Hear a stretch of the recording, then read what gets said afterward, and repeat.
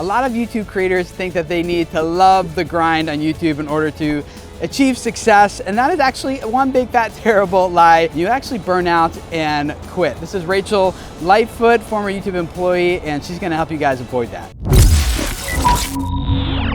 Hey guys, my name is Tim Schmoyer. Welcome to Video Creators. We're all about helping you guys grow your YouTube audience so you can reach people, change their lives, and that is what Rachel is all about. Tell us a little about your story about YouTube and your experience there. Sure, so longtime YouTube employee, not to be confused with YouTuber. I worked at YouTube a lot of years, probably 7-8 years, and in my time there, I was responsible for understanding what creators were doing that worked really well. We studied a lot of your videos, in fact, but we wanted to find out what they were doing, and we basically boiled everything that we thought they were doing into 10 fundamentals of a creative strategy. You may have heard of it. We always said the most important one was sustainability. And we said this because we saw so many creators, top creators, mid-tier creators, burn out, never get to see the height of their potential because they hustled so hard. They committed to a daily upload schedule. They committed to vlogging their entire life, and you would see them out in the real world, never really experiencing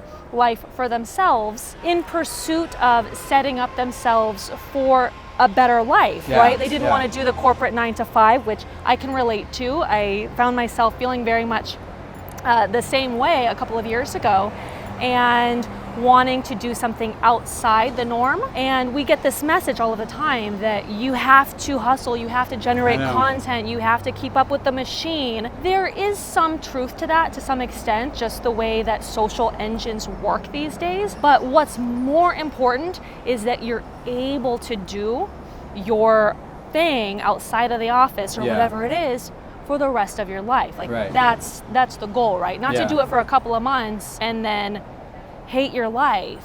That defeats the purpose. What are the things that you have seen that are like some of the most dangerous things that happen for creators as they just like really get into the grind and just go for it? Like what happens? Yeah, I mean, the number one thing is trying to adhere and publicly commit to a schedule. Although that is a YouTube best practice to commit to a schedule, let everybody know when that video is coming, Wednesday at noon.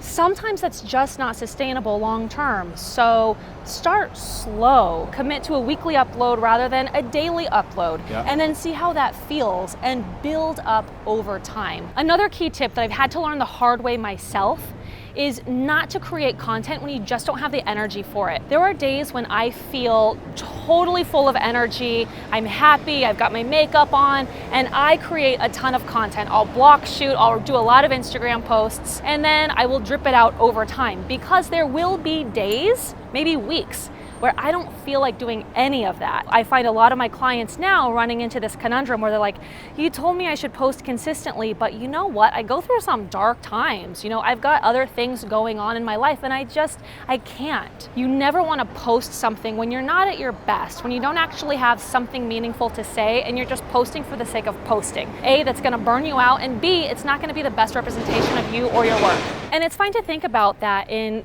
context of your entire career and life trajectory as well. What I found in my own business is that I have seasons where I really want to market myself, where I'm trying to generate new leads, really get my name out there, and I'm pumping out an email a week, video content, Instagram stories like gangbusters. Again, maybe I've saved it up, or maybe it's on the fly. And then I'll have seasons where I don't need a ton of contacts coming my way.